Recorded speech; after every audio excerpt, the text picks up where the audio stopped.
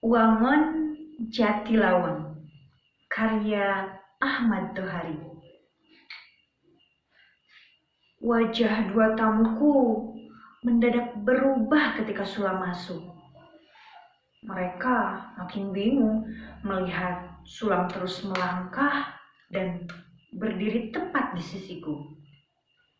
Kedua tamuku yang masing-masing memakai baju lengan panjang serta sepatu bagus itu tentu tak mengenal Sulam.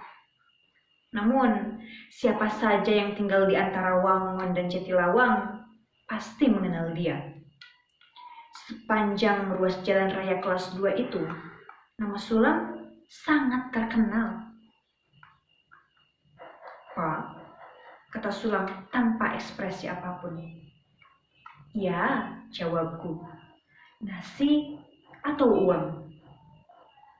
Sulam diam. Diperlihatkannya padaku ujung celananya yang kuyup. Celana yang kedodoran itu nyangkut di perutnya dengan ikatan tali plastik. Kaosnya ada gambar yang sangat cabul di bagian punggung. Pasti anak-anak nakal telah mempermainkan Sulam. "Nasi atau uang?" ulangku. "Aku sudah punya uang," jawab Sulam sambil membuka tangannya. "Ada kepingan logam putih di sana." Tetapi tangan itu pucat dan gemetar. Maka aku bangkit meninggalkan kedua tamuku yang duduk membisu. Sepiring nasi dan segelas teh kuberikan pada Sulam. Dia duduk di lantai, tepat di samping kursiku. Kedua tamuku yang masing-masing memakai baju lengan panjang dan sepatu bagus itu tetap diam. Selesai makan, Sulam mengangkat sendiri piring dan gelasnya, lalu masuk ke dalam. Anak-anakku tak ada yang merasa takut kepadanya. Mereka sudah kenal siapa dia. Dan tanpa sepatah kata pun, Sulam keluar. Pastilah dia akan meneruskan perjalanannya ke pasar Jatilawang. Kedua tamuku menghembuskan napas panjang-panjang. Kukira salah seorang di antara mereka ingin bertanya tentang siapa dan mengapa lelaki kerdil berkepala seperti buah salak itu. Tetapi aku hanya tersenyum. Kukira itulah jawaban yang paling aman. Toh, kedua tamuku yang masing-masing berbaju lengan panjang dan sepatu bagus itu sudah bisa menduga sendiri siapa dia, siapa Sulam.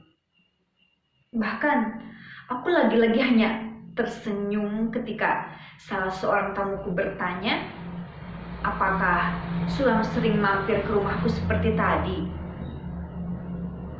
Yang penting, sampean berdua tidak tersinggung karena aku menerima tamu yang kotor dan kurang sopan tadi, bukan? Kedua tamuku saling berpandangan dan tersenyum janggal. Kukira mereka agak terkejut dengan pertanyaanku. "Maaf, Mas. Aku merasa perlu bertanya demikian karena aku mempunyai banyak pengalaman dengan tamu yang kotor tadi." Lalu aku mendongeng. Suatu hari selepas maghrib, Sulam datang. Kebetulan aku sedang menyelenggarakan kenduri.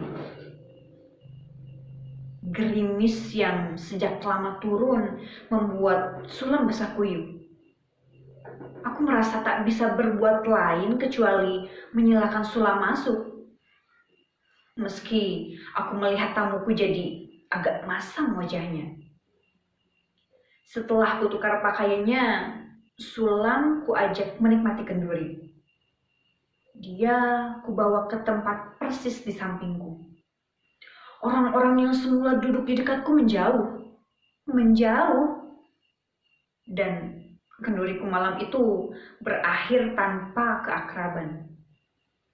Para tamuku pulang hanya dengan ucapan basa-basi.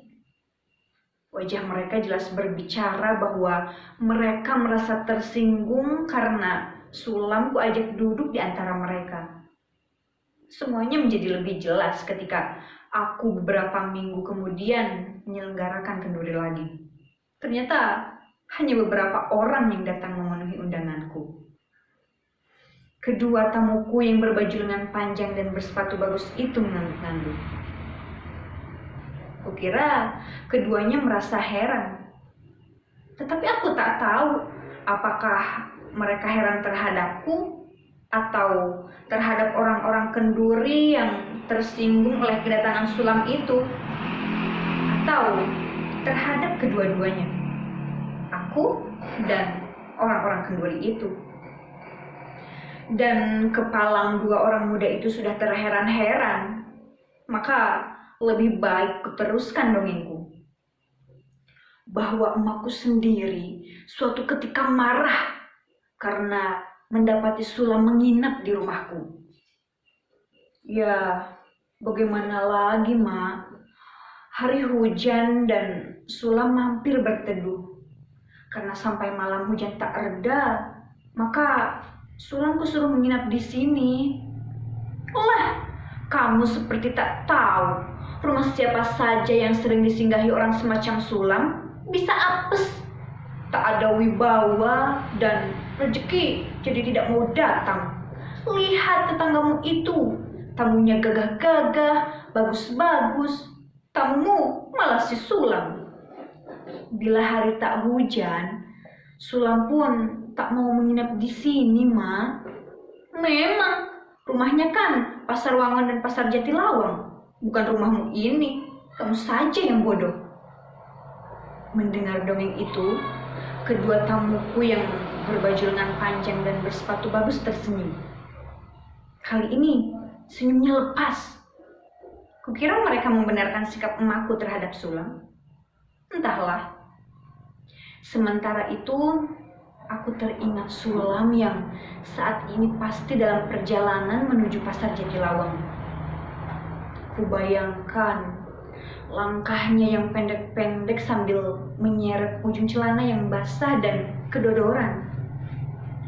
Bila perutnya tidak kelaparan, Sulam selalu berjalan sambil rengeng-rengeng.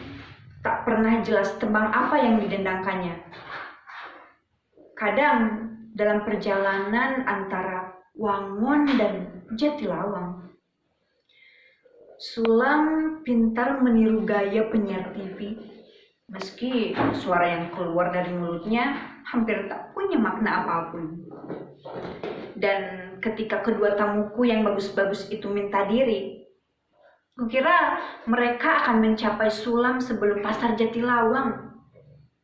Namun, aku merasa ragu. Apakah mereka mempunyai cukup perhatian untuk menilai Sulam kembali? Wangon dan Jatilawang adalah dua kota kecamatan. Jarak keduanya 7 km atau lebih. Setiap hari, Sulam berjalan menempuh 7 km itu pulang pergi. Pagi ke Wangon, sore ke Jatilawang, atau sebaliknya. Tak peduli panas atau dingin. Kata banyak orang, Sulam hanya singgah dan berteduh di rumahku. Tetapi, aku tak percaya akan cerita demikian, karena rasanya terlalu berlebih-lebihan. Kukira tidak semua orang yang tinggal antara Wangon dan Jatilawang tidak suka bersahabat dengan Sulam. Memasuki bulan puasa, Sulam tetap singgah ke rumahku setiap pagi. Tetapi sikapnya berubah. Dia kelihatan malu ketika menyantap nasi yang kuberikan. Setiap kali dalam kesempatan berbeda, Sulam selalu berkata, "Pak, wong gemblung boleh tidak puasa kan?" "Ya, kamu boleh tidak berpuasa. Anakku yang masih kecil juga tidak berpuasa." Tapi aku bukan anak kecil, Pak. Aku gemblung, kata Sulam serius. Ah, siapa yang mengatakan kamu demikian? Gemblung, boleh tidak berpuasa kan? Nanti dulu, siapa yang mengatakan kamu gemblung? Sulam tidak menjawab. Kemampuan nalarnya kukira sangat terbatas. Dan inilah rupanya yang menyebabkan semua orang yang tinggal di antara Wangun dan Jatilawang mengatakan Sulam wong gemblung. Kukira mereka memang tidak mempunyai istilah lain, dan sebutan itu menempel pada Sulam sejak dia masih anak-anak.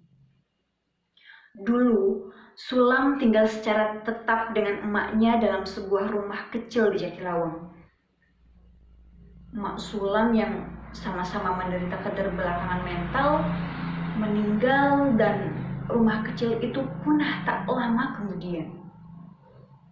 Sulam yang sebatang kara lalu menjadi anak pasar Jatilawang dan pasar Wangun.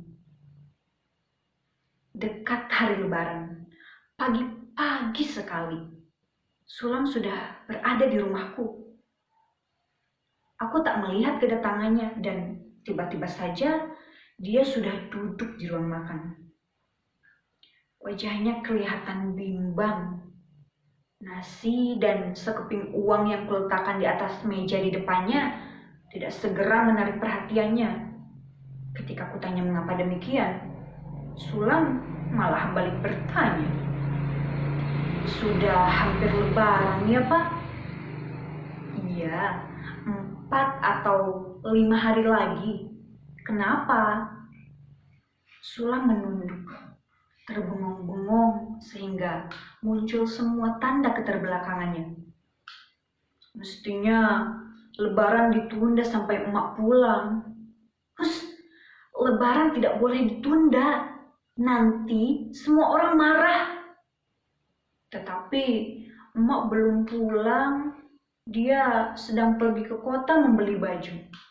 Oh, aku tahu sekarang. Kamu tak usah menunggu emakmu. Nanti aku yang memberimu baju. Sulam mengangkat muka lalu tersenyum aneh. Nasi di depannya dimakan dengan lahap. Sementara aku pergi ke belakang mengurus ayam. Kukira aku cukup lama di kandang ayam. Tetapi ketika aku masuk kembali ke rumah, Sulam masih duduk di ruang makan. Sudah hampir Lebaran ya, Pak? Oh, iya.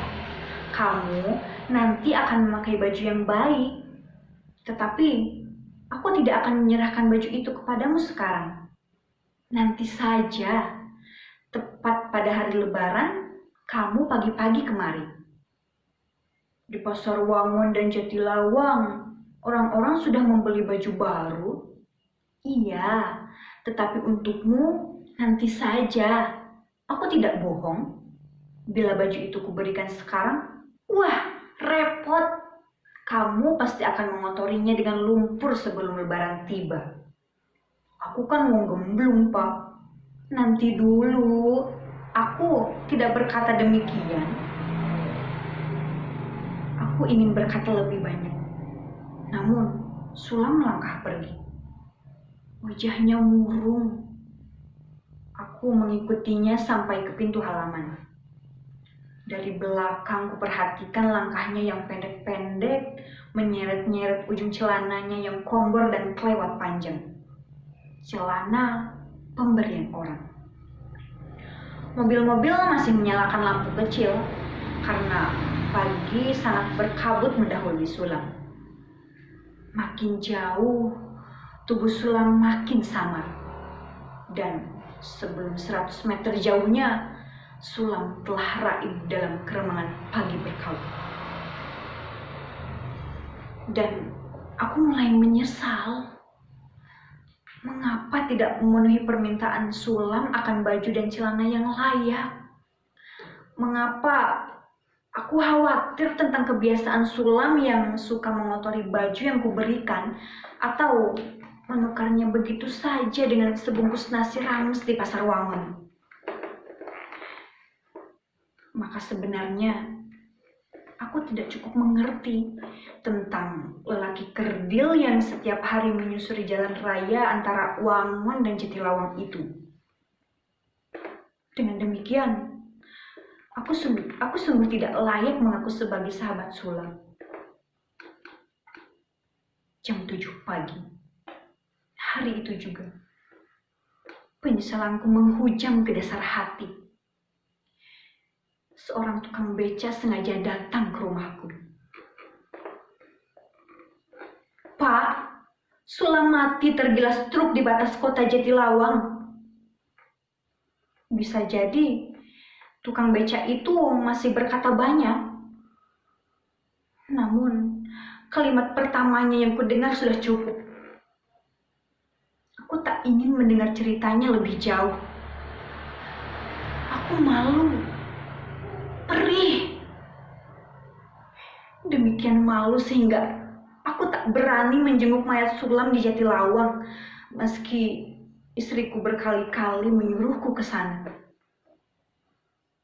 Sulam telah menyindirku dengan cara yang paling sarkastik, sehingga aku mengerti bahwa diriku sama sekali tidak lebih baik daripadanya.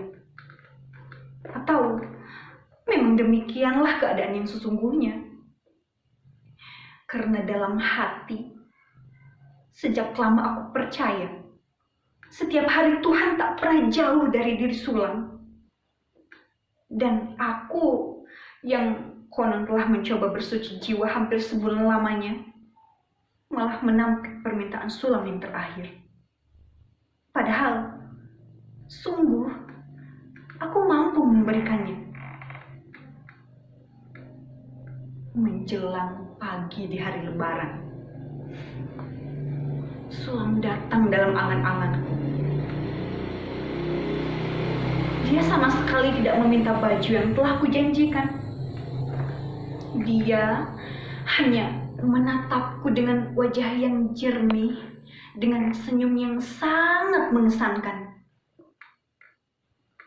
Kemudian, Sulam gaib sambil meninggalkan suara tawa ceria yang panjang. Namun, aku perih mendengarnya. Malu